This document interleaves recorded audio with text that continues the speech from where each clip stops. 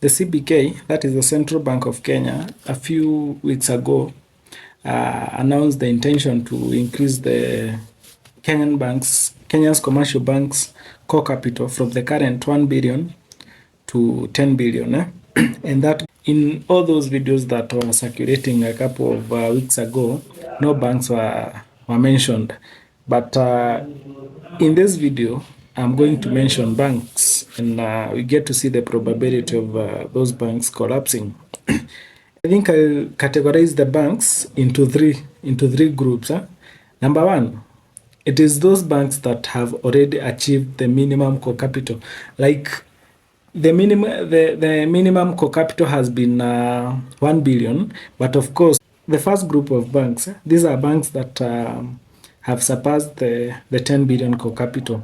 So I'll just read the name of the bank and the core capital value as at December 2023, according to the Cooperative Bank of Kenya, 101.2 billion, NCBA Bank, 81.12, Absa Bank, 60.1 B, DTB, 51.4 B. We get to the second category of banks.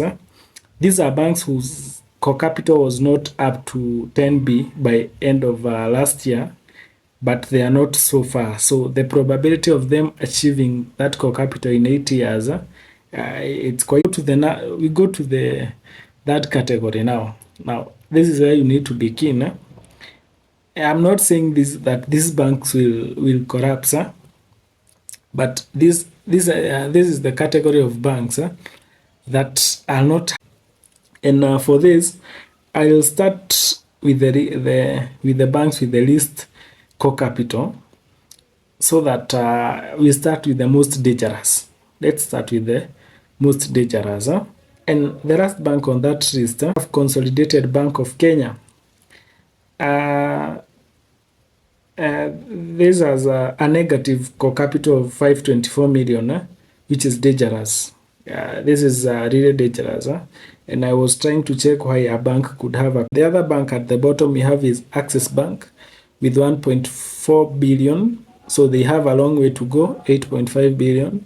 We have Middle East Bank, 1.9 billion. We have UBA Kenya Bank, 2.0. So those are the banks that are a bit far from the 10B mark. And the good thing is you get to realize that they are not common bank. I'm sure a majority of you have not heard majority of those.